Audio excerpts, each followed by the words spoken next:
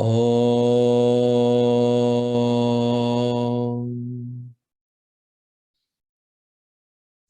Om.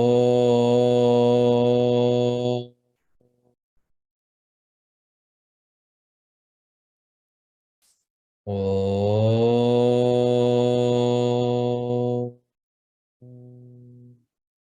Om Sahana Vavatu Sahano Bhunaktu Sahaviryam Karavavahai Tejasvinhavadhitamastu ma vidvishavahai. Om Shanti Shanti Shanti.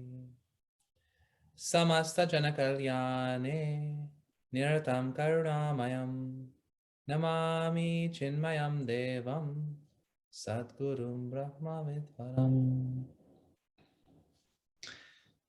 Howdy, everyone. Welcome back to Booklight. For those of you who are joining us live, today is week 3 of our progression. And so we'll be hearing from 3 Chyk speakers this evening. Speaking on what? The first verse of Sadhana Pancakam, the 5th sadhana that's given to us. For this, we'll also do one chanting of the verse. I'll just simply lead, and we'll just do it once through.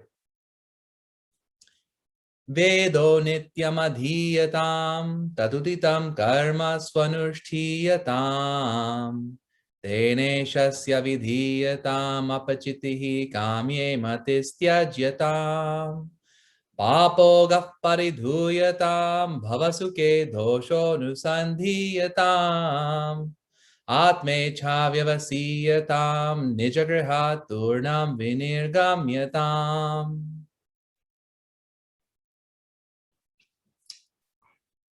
So now we'll introduce our first speaker for this evening. Our first speaker will be Nikhil. Nikhil is from Pittsburgh, currently working as an associate scientist for Crystal Biotech. So Nikhil, we'll hand it off to you.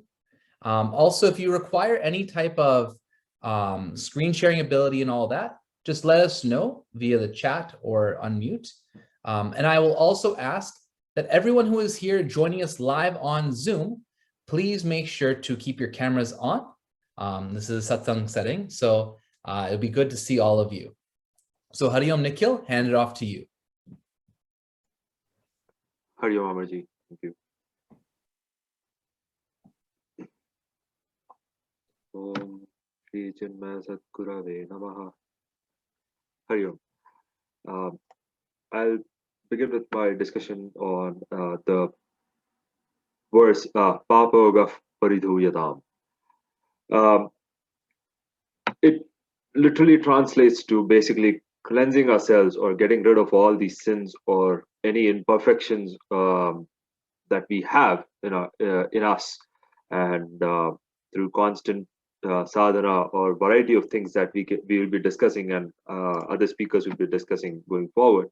There are methods where we can try to at least get rid of them to some extent, so that we make space for good thoughts and better emotions and our true nature to reveal, basically. Let's touch upon the basic aspect of what is a sin. Sin is something which we always have a sense of guilt, which creates a sense of guilt within us, which there is always a feeling of wrongdoing most of the times. And this keeps occupying in our mind constantly, and therefore leaves kind of an unsettling feeling. And one thing leads to the other, and therefore we are caught up in this whirlpool of thoughts. I mean, if we observe this carefully in our day-to-day activities or in our weekly activities that we do, we would see these things, we would recognize them, but probably not improve them or do the right thing the next time we face that situation. And this creates kind of a layer onto layer and to layer, which therefore kind of we assume to be our true self, right? And this becomes a front. Behind is basically our basal soul that we identify with, or we should be identifying. And eventually, because of this, we keep on adding to the karma. Now, karma as a matter of fact, from my understanding, doesn't differentiate between what is good or what is bad, what is a good action or what is a bad action, or what is a good emotion or what is a bad emotion. It is just karma. It just accumulates one after the other for all the activities or all emotions that we express. Now, the only way or the logical way that we can recognize these sins or the wrongdoings or these unsettling feelings and try to rectify those is by introspection or by soul searching, pun intended. Okay. uh, Now, us recognizing these nascent thoughts is basically as important as these actions sow the seeds of reaction in our overall life, right? These action overall become the cause of life and death. We consciously try to uh, kind of get rid of these. Now, let's come to a daily example. How many of us try to live a minimalistic life or a sustainable life where consciously every day, every moment of our life, we try to get rid of any plastic or anything that basically harms our environment in and around us. And we see this day in and day out. We see this in our daily life. We see it on the news. We see it globally. And there are many catastrophes that happen, which always reminds us. But what happens is we go back to using these things, right? Now, that is on the material end of it. Now, something that we try to get rid of, where instead of using plastic bottles, we have our own bottles to fill water, to take it on a hike, or just go to work with that same metal container rather than using plastic bottles.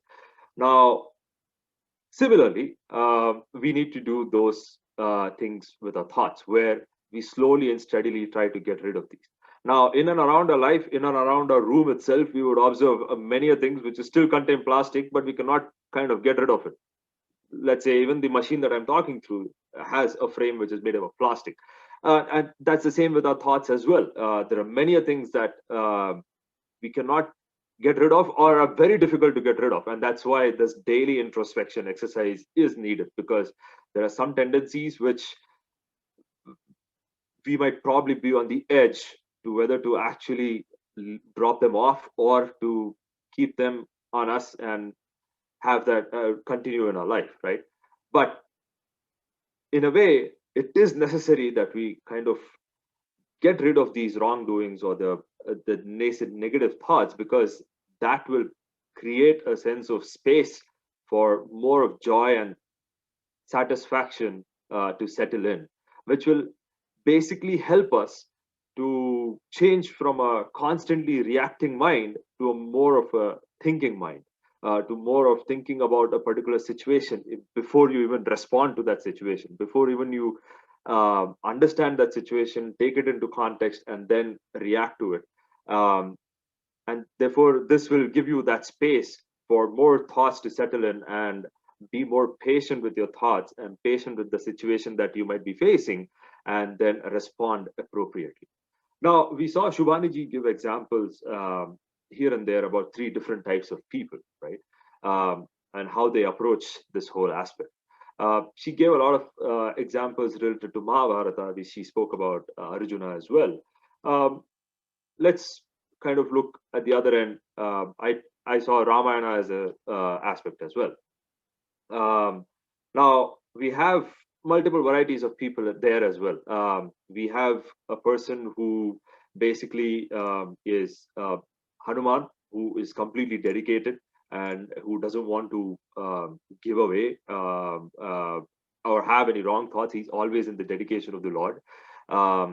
There's one person who is on the edge, where the second, I mean, I'm sorry. Let's go in the same order as Shubhaniji did. Let's say it as a person who thinks that there's nothing wrong with me, and the best example for that is Ravana, who thinks nothing is wrong with me. There are multiple people who come and advise him, but he says nothing doing. I know what I'm doing. I am the king, and I'll take the actions that are necessary, which deem correct according to what I think. There are multiple people. He sees a lot of death in the family because of the war, but he still doesn't care about it, right? He is blessed with all the right things in a way.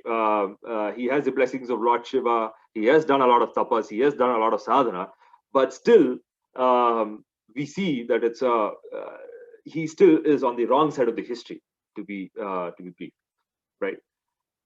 There's another person who thinks, I have a problem. And I kind of want to address it, right? Which is Maricha. Maricha says he is threatened. He doesn't want to do that activity, but he's threatened by Ravana. Ravana says, you do this or I'll just finish you off. But Maricha says, it's better to die by the hands of Lord Rama than the hands of Ravana. I want to go to heaven. I want to have a blessed life, right? A blessed death. So I rather die by the hands of Lord Rama than the hands of Ravana. So he agrees to do it, but eventually he sacrifices himself at the feet of the Lord. Another person who kind of thinks that yes, I recognize the issue, but probably I don't think I can do it. Now that we can probably say is Kumbhakarna, who kind of knows what the problem is, but falls on the other side, and he supports Ravana and still fights the war from Ravana's end. And the third kind of person is who wants to prevent that problem, who wants to be on the right side of the history, and that is Vibhishana, where he is dedicated to Lord Rama, and the moment he sees an opportunity, he comes back to Rama's feet and says, I'm dedicated to you, I want to serve you, and I have been telling Ravana not to do this and do the right things, but he still doesn't agree to me, and I want to prevent this. I don't want to die a bad death or be on the wrong side of the history, for that matter, right? So, and a lot of it is, I mean, there's some doubt that you see in Vibhishana as well. There's a small piece in Ramcharitamanas where Hanumanji is meeting Vibhishana when he first comes into Lanka. Now Vibhishana says, "Oh, Hanuman reveals himself to Vibhishana, and Vibhishana says, "Oh, you sent by the Lord. I've been wanting to see him or have his darshan, but now that you've come, I'm sure that I'll have his darshan through you, probably." Hanuman says, "Don't worry, you will definitely get his darshan." And Vibhishana is constantly in the thought that I'm in the demonic form, I'm in that family. How would Rama give me the darshan? How would I be dedicated to him? How can I show him my affection? Would he really accept that, for that matter? But Hanuman says, don't worry about it. I'm a monkey. People early in the morning, if they even listen to my name or listen to the word monkey, they fear that they probably not even have food, because monkeys would grab all the food and just run away. But a simple creature like a monkey, the Lord has given a darshan to. So don't worry about it. You're taking Lord's name, you're chanting Hari's name every day. He will definitely see through you, and he will reach out to you. So don't worry about it. Now, coming to the other side, to give a current life example, we've all seen Dark Knight. There also we see some examples of these personalities, right? When Joker has attacked the city, he's taken hostage of the entire city, and there are two boats. Probably this is towards the end of the movie. Batman has a technology that he borrows from Lucius Fox. He uses that sonar technology to kind of spy on everybody's phone in the city and eventually find out where the Joker is hiding, right?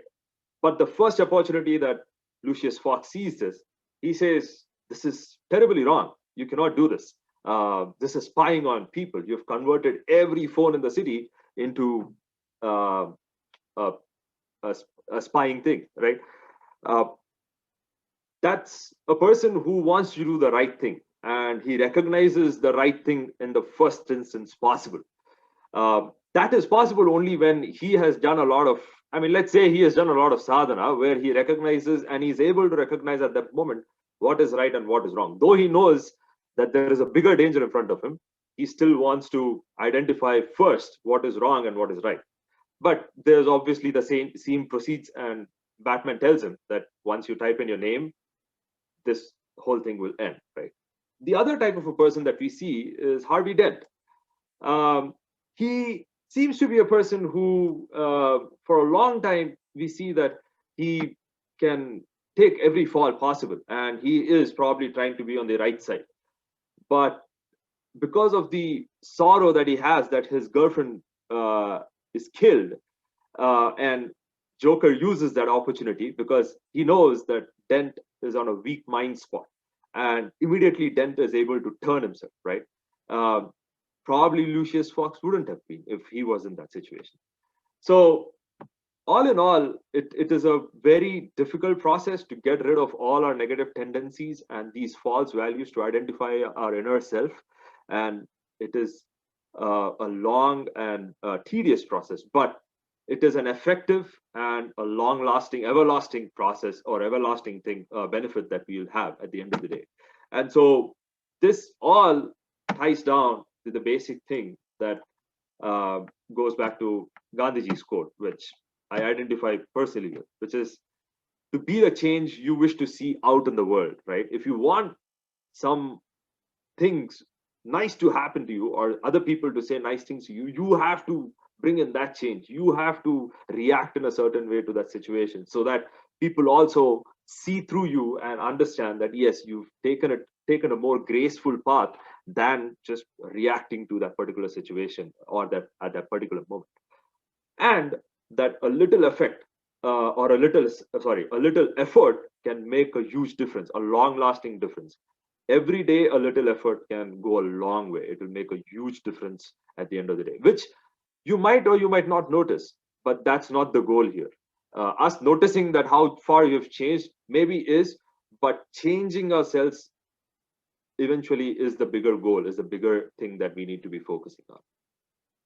So that's my understanding from the verse. Papo gaf puridu yata. Hariam, thank you, Nikhil. You know, you could have at least said spoiler alert, huh? Thank you for sharing. Next, we have Ashok. Ashok will be joining us from San Jose, California. Ashok is actually a rising Chyk. He's a high school senior and will be attending Georgetown next year, studying international political economy, I think something like that. That's right. So Ashok, take it away. Awesome. Let me just share my screen quickly.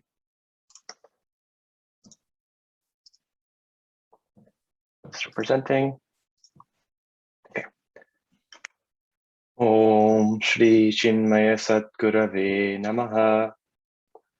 Hariom, everybody. So today I'll be diving a little bit deeper into my understanding and my personal experience with how introspection can sort of change our lives.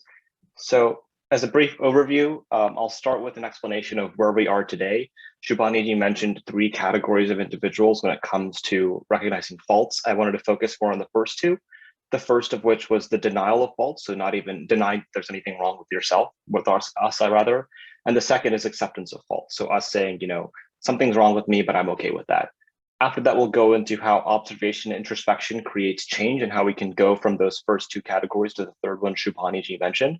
And then we'll talk about the importance of consistency and why we need to have daily reflection instead of just doing it once in a while. And then we'll finally end with some potential practices. I'll just share what I've been trying to do for the past year and a half or so and how that sort of helped me. Alrighty, so to begin, let's start with an explanation of where we are today. The first category, again, is that the denial of faults. So this category, a person in this category, I guess, is a situation where we're not evaluating ourselves at all. We're just letting ourselves, you know, live our daily lives in a very transactional manner without any real reflection on whether our mind is in control, if our intellect is in control, if we're doing the dharmic or adharmic thing. Any questions like those are just sort of left to the sky. And this sort of leaves us to the whims of our mind. Instead of just thinking about, you know, what should I be doing or sort of evaluating what we should be doing, we just end up doing what we want to do at a specific moment. And one of my favorite quotes from Gurudev is not to do what you feel like doing is freedom. So in this category, you're doing exactly what you feel like doing. And because of that, you're letting your vasanas and ego grow to a point where the glaring issues in your own personality are left untouched, which obviously is not a place that we want to be in. And this sort of takes us to a place where we feel like we're perfect, we feel like we're awesome people, but in reality, we're really not. So it's a false sense of ourselves and a false sort of pride that we start building up to a point where we're sort of unwilling to recognize the issues in ourselves. So to give a better explanation of an idea of this, I wanted to provide a personal example from pop culture, which I enjoyed. I don't know if any of you guys have watched The Office. I think some of you might have, but the main character here is called Michael Scott. And there's a specific scene in the second season where basically Michael works in an office. He has a boss whose name is Jan, and Michael sort of wants to date Jan at this time in the show. So Michael asks Jan, is it my looks that's the problem? Is that why you won't date me? And then Jan says, no, it's that you're annoying and insulting and rude and insensitive. And then Michael returns, so it's not about my looks. This is sort of a great example of how even in the face of like huge faults in ourselves, we sort of lose sight of all those issues and we only tend to focus on the positive parts of ourselves, which leads to the sort of delusion that we see Michael in for the vast majority of the show. The second category I wanted to elaborate on was the acceptance of faults. So this is sort of the category, again, where you find faults in yourselves, but you refuse to fix them. And the reason I think, at least the reason why I've been able to, why I've done this in the past, and now even today, is that I sort of convince myself, when we convince ourselves that the flaws that we identify in ourselves aren't super important. And by convincing ourselves of this, we end up negatively impacting ourselves and negatively impacting others. An example of this from my own life is that I used to be pretty addicted to social media and YouTube back in freshman and sophomore year, but I always told myself, like, it's not a big deal. It's just once in a while. It's not really hurting myself. And this is sort of building into a cycle where you end up negatively impacting yourself because you're not being focused and concentrated and you're sort of wasting your time, but you're also negatively impacting others because your mood gets affected negatively and you're not spending time with your family or friends that could be helping them as well. Alrighty, so now that I've sort of elaborated on the first two categories, I wanted to talk a little bit more about how observation and introspection can take us away from those categories. So before I get into that, I just wanted to provide some context about the distinction between examination and observation. So observation is sort of the idea of just looking back passively on our lives. And this is sort of the first category Shubhaniji mentioned of introspecting daily, just running back the clock on the day and sort of thinking about what happened step by step. And examination would be asking yourself, like, what's wrong with me? So I wanted to highlight how, asking yourself what's wrong with me without having observation leads to sort of negative consequences. If you're blind to the faults in yourself and you ask yourself what's wrong with me, you won't have an answer to that question because we think we're perfect and we don't have any way to sort of resolve that. And if we're in the second category of recognizing faults in ourselves and accepting them, then our answer to what's wrong with me won't really affect us because we won't care about the answer to that question. And I want to talk about more how observation in the first category of introspecting daily can bring us out of that cycle. So with that, I wanted to talk more about examination with observation. So again, in the first category of being blind to faults, meaning that you don't know what's wrong with yourself, but you're sort of deluded into thinking that you're a perfect person. When you're sort of recounting your day without judgment, you don't pass your own judgment within yourself. Because at least for me personally, when I was so entrenched in the idea that there wasn't much wrong with me, it took a lot of time to sort of get out of that perspective. And I think the best way for us to get out of that perspective is to just continually recount on our days every single day. And once we consistently reflect and introspect on our days, I think we start identifying patterns in ourselves and sort of start thinking about, the consistent mistakes or consistent actions that we take every day. And then only then can we start passing judgments on those things ourselves and figuring out if they're right or wrong, which is the second step Shubhaniji mentioned, which is detecting diligently. But if we're in the second category of accepting faults, we already know those faults exist, right? We know that, we're spending too much time on YouTube, we're, not going outside and not getting exercise in or not focusing on our work, whatever it may be, we know those faults exist. But the reason why we let them persist is because we don't understand the negative repercussions of those faults. And by introspecting every day, instead of identifying patterns on the problems themselves, you start identifying patterns on the effects of those problems. And once you start realizing how being distracted all the time affects people around you, you're able to sort of, again, detect diligently and identify that as a negative action that needs to be resolved as soon as possible. Again, so the example I just wanted to elaborate more on is the same one that I mentioned earlier of being addicted to social media and YouTube. So again, just a personal example I wanted to share. So when I was blind to faults freshman year, after I started reflecting, I started identifying patterns within myself. So I'd use my phone, for 15 to 20 minutes after I came back from school, and I'd use my phone before going to bed. And I didn't really realize that because it was sort of like a mindless task that went on during the day. I think that we have a lot of tasks like that. But only when you start introspecting do you start budgeting your time out through the day and realizing where you're losing time and where you're doing things that you shouldn't be doing. But to the second category of sort of accepting those faults and not acting on them, I started seeing how the habit of using my phone continually started affecting myself and others. At least for me personally, when I use my phone during the day, I'm more distracted during the day, meaning that I'm always thinking about, when can I go back on my phone or something like that. I also find that I had less fulfillment in my work, because when your free time is filled up with, being on social media, then you're not spending your free time doing what you really enjoy. And you're sort of telling yourself that what really matters to me is social media and not, school or, political science or your friends or whatever it may be. And I was also negatively impacting the people around me. I wasn't helping out around the house with my parents as much as I should have been because of distractions like that. And I think reflection and sort of introspection and continually winding back the clocks on our days can help us sort of get out of these ruts. All right, now to the third category of the importance of consistency. I think consistency is really important in reflection and introspection, and I'll get into more why right now.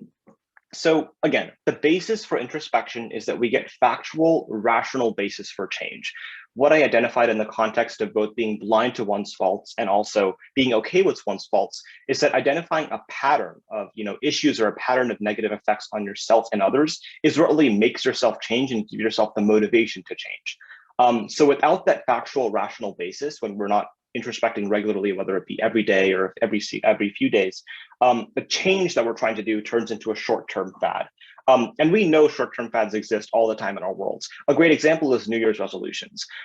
We always, every year we're starting with I'm going to lose 15 pounds. I'm going to get a 6-pack. I'm going to, read a book every week, whatever it may be. We have a great ambitious goal and we work on it hard. But research shows that we usually leave our New Year's resolutions within 30 days because we're not doing it from a place of rationality and a place of proof. We're doing it from a place of, short-term motivation and short-term encouragement. And I personally think that the only way to sort of keep motivation and encouragement like that long-lasting is continual reminders. And that's what introspection really is. Moving on.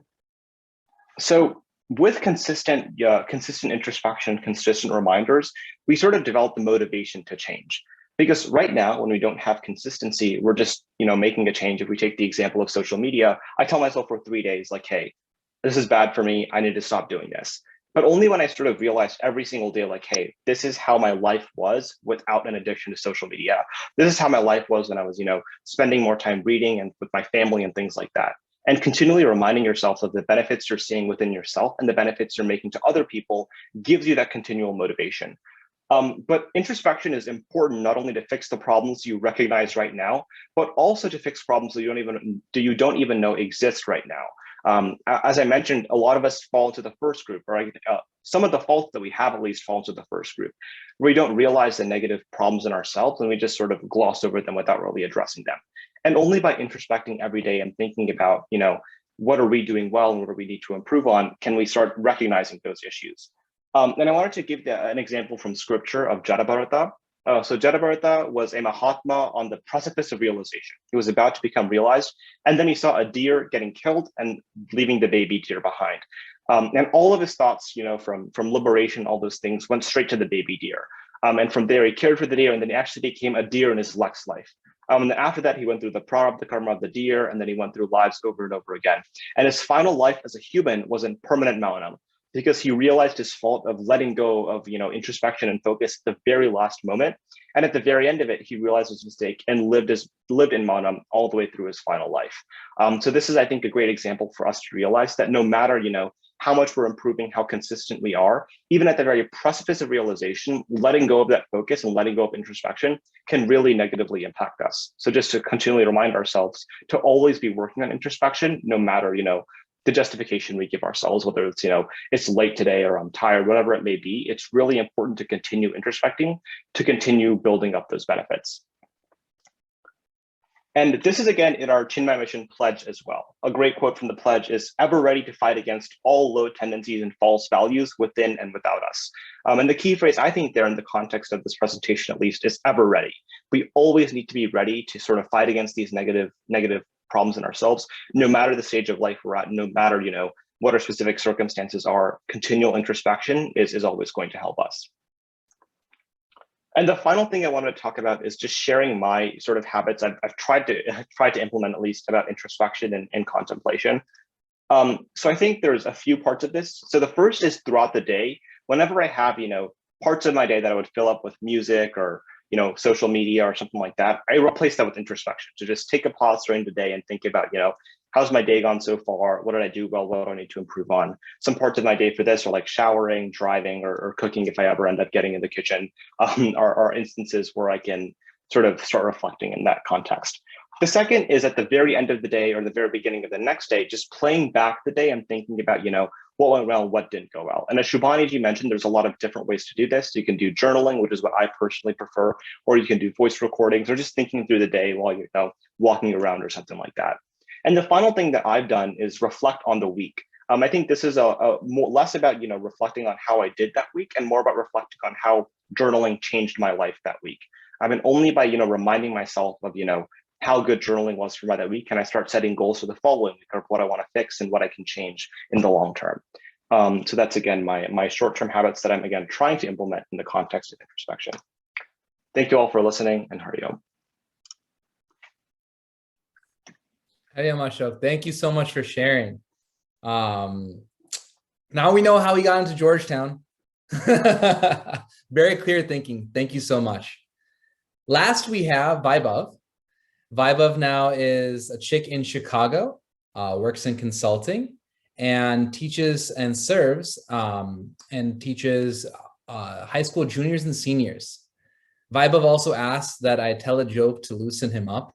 So I'll just share that Vaibhav is by far one of my most sassy Chyks that I get to work with. He's always giving me a hard time, but I love working with him. And Vaibhav, just so you know, the joke that I was thinking about playing on you for a moment was maybe I'll switch the order up and put you first without saying anything. But I decided not to do that. So Vaibhav, handing it off to you. Looking forward to hearing. Hari Om. Hari Om. Thanks, Amarji. It's funny, actually, my sass is what got me into this position today, but I'm grateful that I have this opportunity. Om Shri Chinmaya Sadgurave Namaha. Papo Ghav Paridhuyatam. First of all, Nikhil, Ashok, I think you guys nailed it. Really well said. And I really like the way you guys elaborated on this concept of introspection and the points you had about the importance of being patient and the consistency that it takes to keep going on this way. So what I wanted to do was to build on that a little bit and talk about what it's been like to do this introspection in the form of journaling for the last couple of years. Specifically, talking about the value of introspecting consistently, why and how frequently you should introspect, what's something you can notice in the short term, and then also what's something you can notice in the long term of doing this as well. So how frequently should we do this?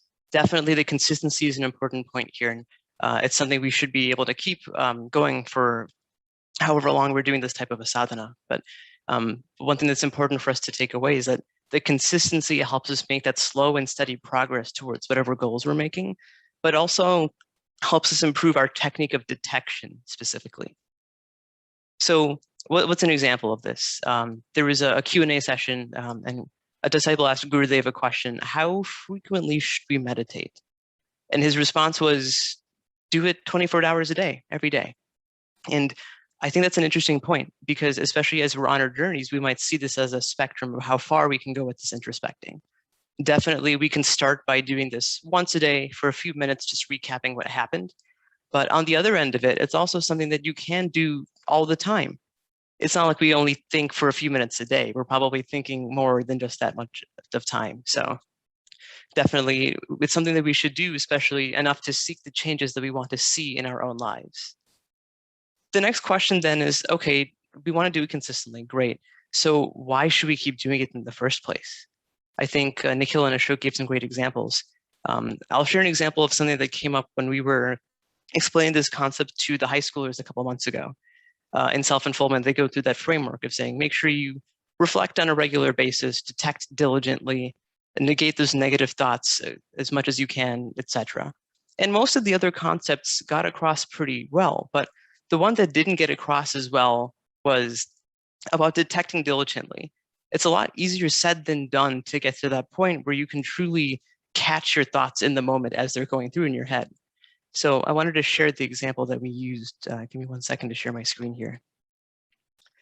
I use GIFs because we love GIFs. But I gave an example as you can be on one of two sides of the screen. You can be on the left side where you're that pup that's just having a rough day. Or you could be on the right side where you are an athlete who makes it look like catching is just an effortless, easy job. I think when all of us were born, no one was magically on the right side of the screen. No one magically knew how to do this. It's something that we got to over time. In fact, we probably started on the left side. I'm willing to bet each of us has a video of ourselves not being able to catch something when we were toddlers. But the important point here is that that dog, I'm sure over time, has gotten to the point where it can catch whatever it's trying to catch. It just took time, a little bit of patience, practice, and maybe a little bit of positive reinforcement as well. But over time, with enough practice of doing this consistently every single day, we might be able to get to that point where we are able to effortlessly catch our thoughts as they're coming through our head, detect diligently. And with that practice, we'll be able to get through those next steps with a little bit more ease. So overall, hope that pup figures out how to catch soon. But in any case, that gets us to the first part. Okay, why should we introspect? For quite a few reasons. The next question is what happens once you start in the short term? One thing that I definitely noticed is that it helped me see immediate changes as they were happening during the week. And especially being able to write it down with journaling is what helped me see a difference in what was going on. I'll give an example. So a few weeks ago, Shubhaniji shared Dinesh Asifitiyatam. It was one of the earlier sadhanas. And the takeaway is ideally, if we are dedicating our actions to some type of higher goal, that'll help us move further along in our journeys.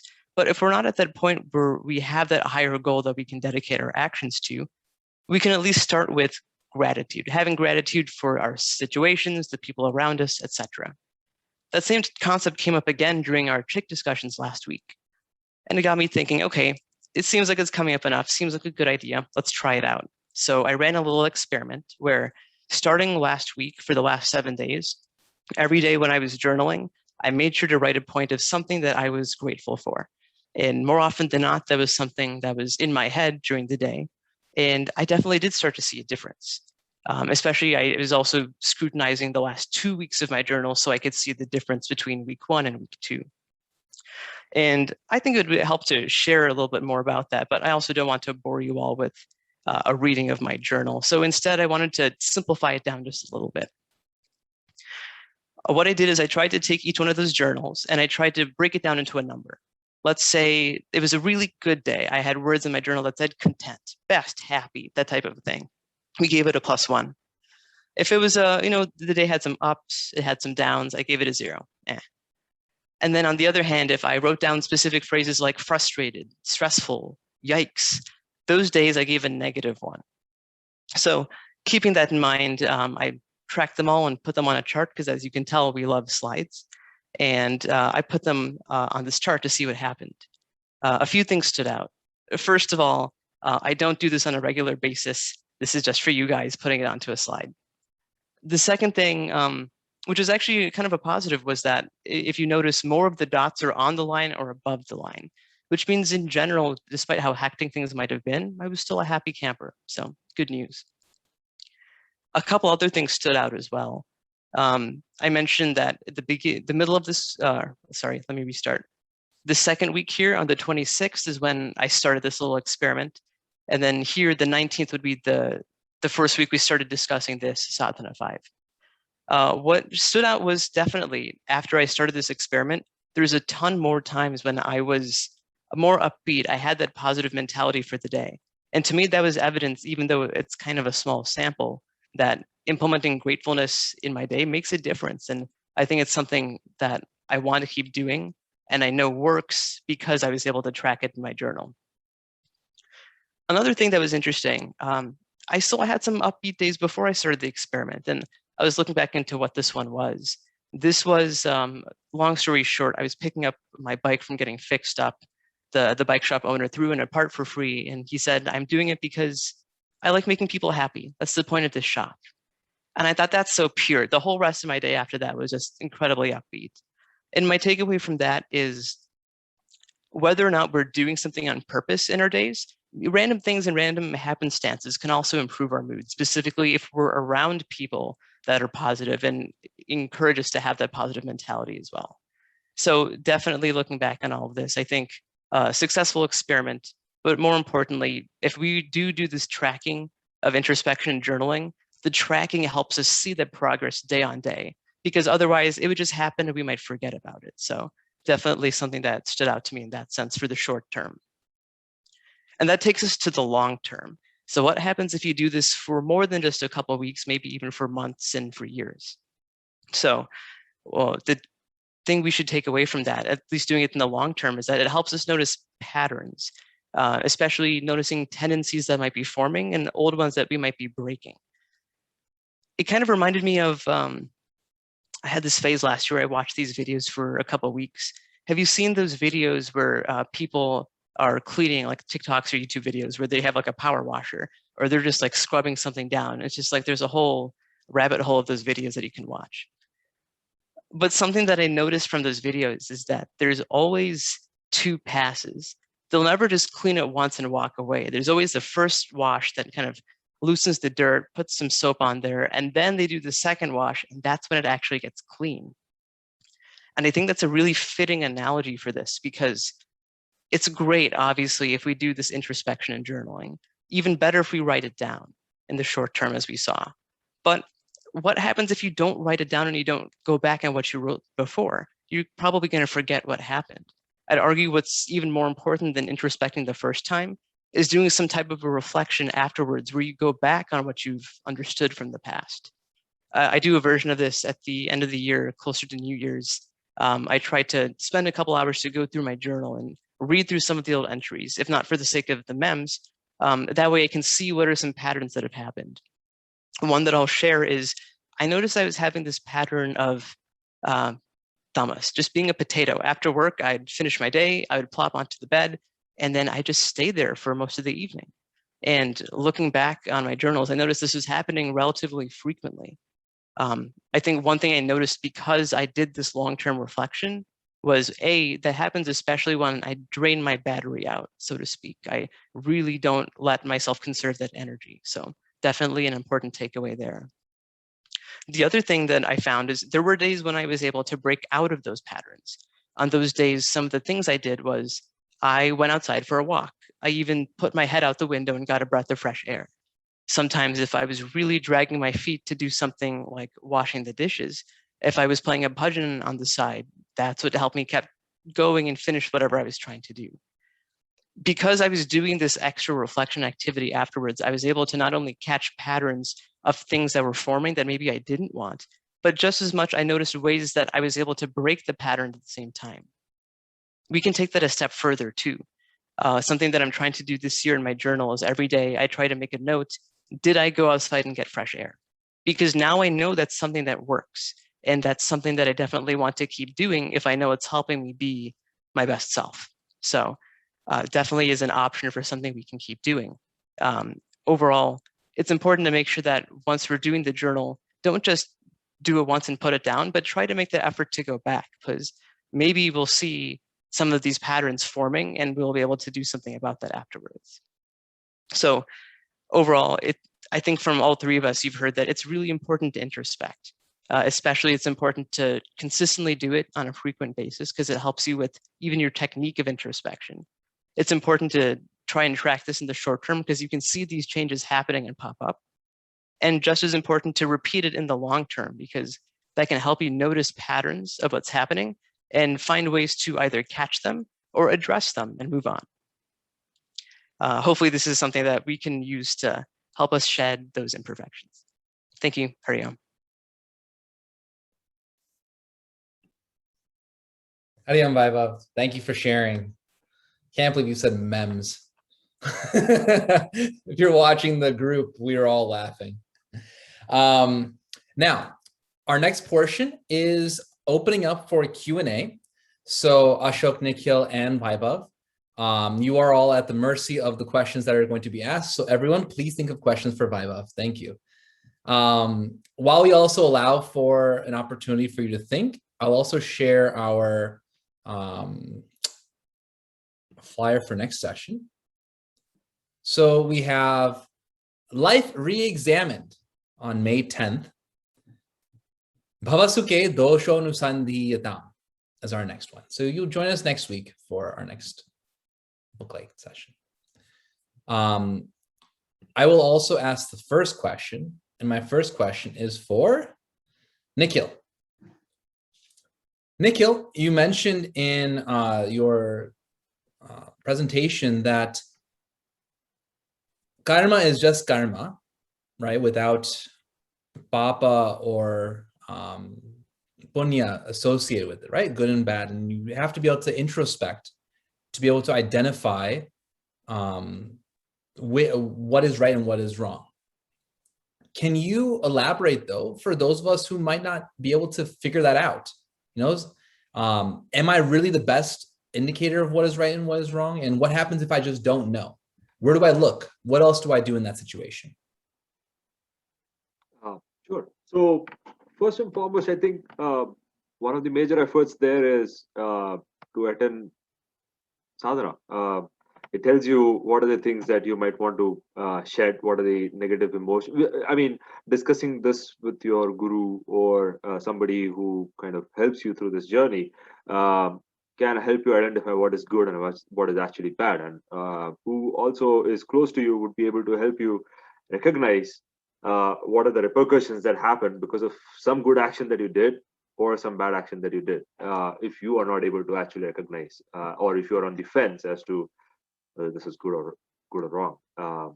So maybe that majorly is one thing. Second, once you jot down these points, once you do journaling or observe these things day in and day out, you might probably want to go one step further and write down what happened because of you taking that particular decision or reacting in a certain way.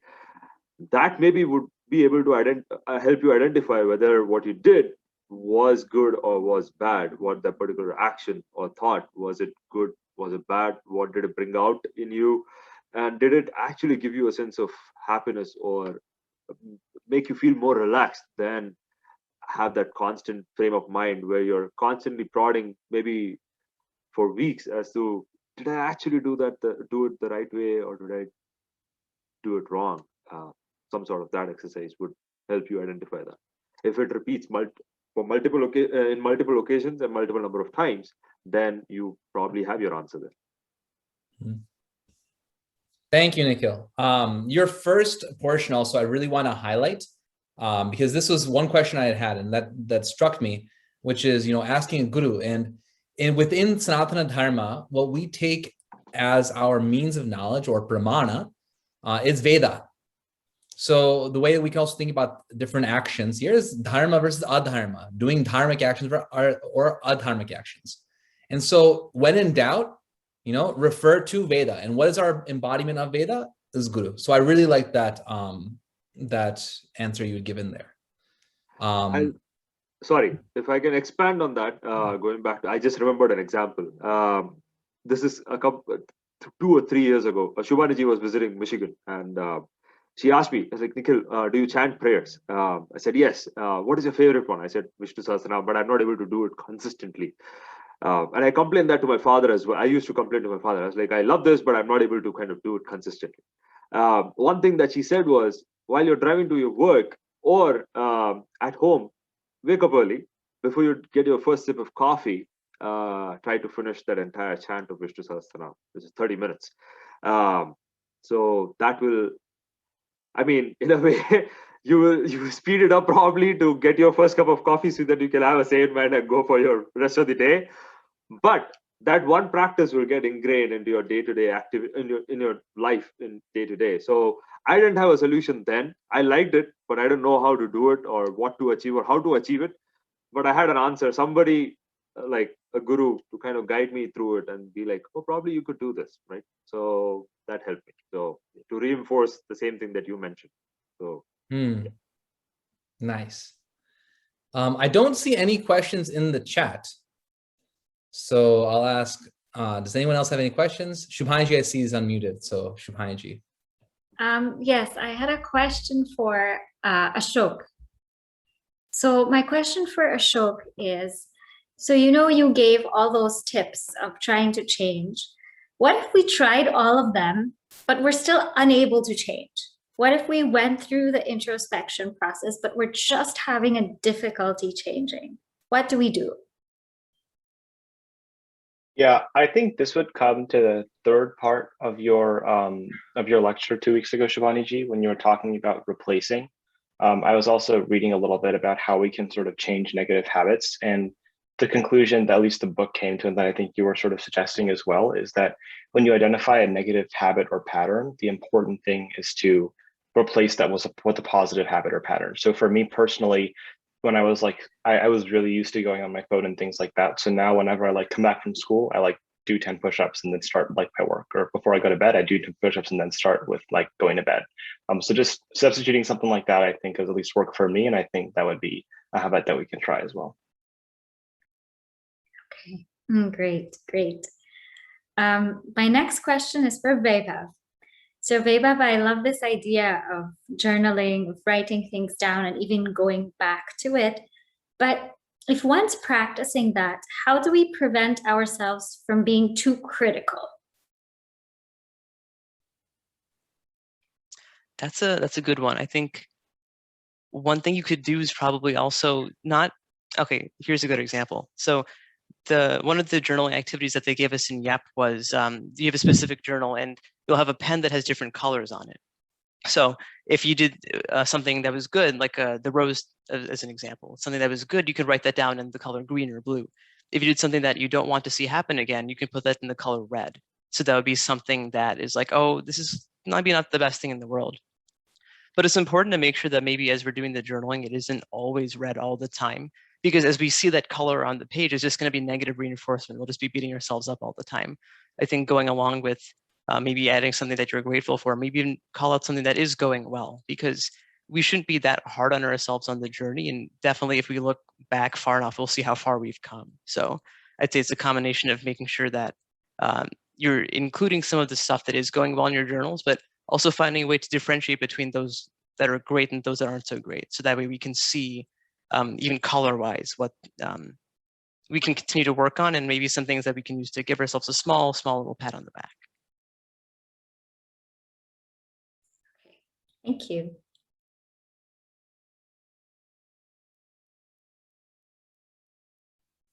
Any other questions from any of our Chyks present?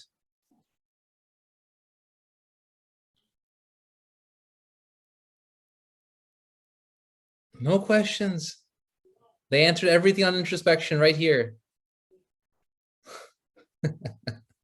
Actually, Vaibhav, I actually had a follow-up for your journaling exercise as well.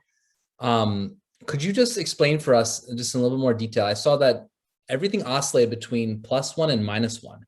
So I was wondering, is it that you ended up with a net of +1, like through all your actions throughout the day, or was it that your highest score could be a +1? And opposite is true for -1.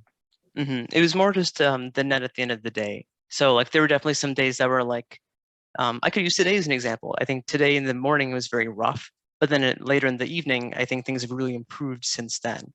And I think my net feeling at the end of the day would probably be somewhere closer to the +1 side. So it was using a combination of like how I felt at the end of the day, retrospecting on the full day in total. Got it. Okay. So you would evaluate at the end of each day, and then your general feeling about your actions throughout the day, etc., would lead you to making a judgment. Yep, that's right. Or evaluation.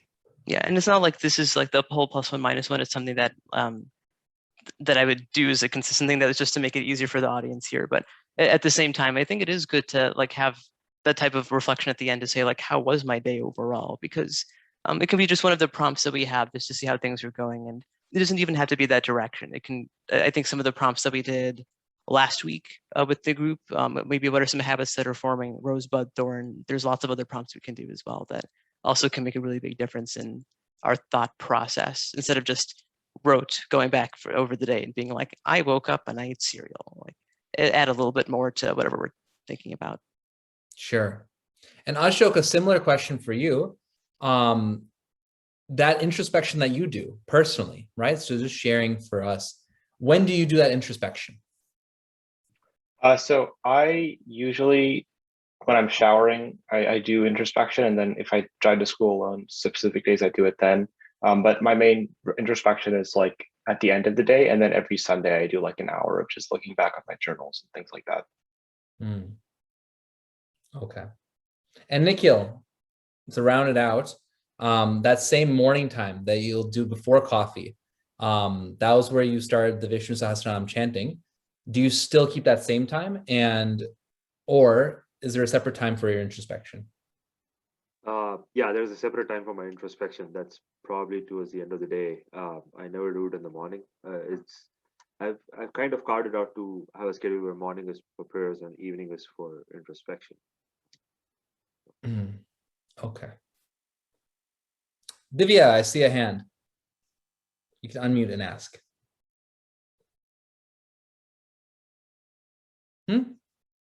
Oh, on, there we go. Oh, there we go. Mine's also a timing question for Vaibhav. I was just wondering if you do your, I guess, your gratitude activity in the morning or in the evening. And I was just curious if you have a pattern of things that repeat over and over. The reason I'm asking is I've tried a gratitude journal a long time ago. Somewhere I lost the pattern, but somebody had told me to always try to come up with something new. And I think that was definitely extremely challenging in the first, I mean, after about, I don't know, a period of 10, 15 days or so, you get into a pattern of, doing the same stuff. And then you're like, wait, I need to come up with something new. So I found that a challenge, but it also really helped. So I was just curious if either of you kept it like similar stuff and if that still helped as well. Yeah, sure. A couple points to that. The first was I prefer to do it at the nighttime just because I like to bundle it with the rest of the journaling. I think it can have a different impact doing it in the beginning. I just prefer to do it at that time just because that's when I'm able to think about everything a little bit more. And then, yeah, I definitely agree. Even in the 1 week of trying to do that, there was a couple of days when I was just like, I don't know what I'm grateful for, as bad as that sounds. But I think that's also a day you might have noticed like it went down to the red because like I didn't have anything that I was thinking about consistently. And I think at that point I was just getting caught up in whatever was happening that day. So I definitely think it is a challenge to try and think of something new every day, but that's also some of the fun of it. If you're able to find something new that you're grateful for every day, it's just like another thing that you can look forward to and appreciate. The other thing I'd say to that though is this is something I did for work when it started. It can be very different with my timings of when I start the day and when I end the day. And one thing that really helped is to just have a consistent thing where like, no matter what time I get up or no matter what is happening that day, like I have to do my Sandhya Vandam in the morning. I have to journal before I sleep because especially with things starting to open up now and a lot of people's lifestyle patterns are going to change too. I definitely think it helps to have at least some part of consistency coming from the sadhanas because that can just help have that stability as everything else is changing else too.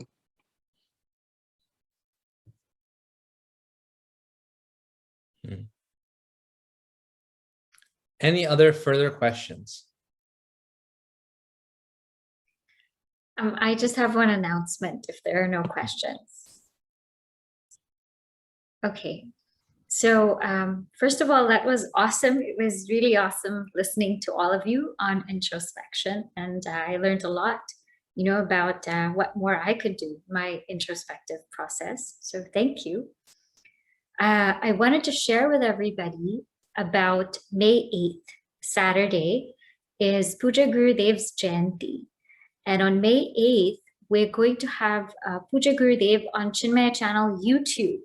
And I'll just share with you what we've written or what we've sent out. So starting May 8th to May 25th, he's going to be in YouTube every day. And this is from 9:45 a.m. to 10:30 a.m. EST. So probably, a lot of us will be at work or doing something, but we can always catch up at night. But if all of us can take up this sadhana of watching Gurudev for 18 days, he's going to be speaking on chapter 7. I think that will be really amazing for all of us to be able to connect with him and also to connect with his teachings. Those of us who've watched him before know that his message is priceless, and I'm sure it will be able to reach us, both our minds and our hearts. So if we can all commit to this sadhana, that would be great. Please do mark your calendars. Thank you.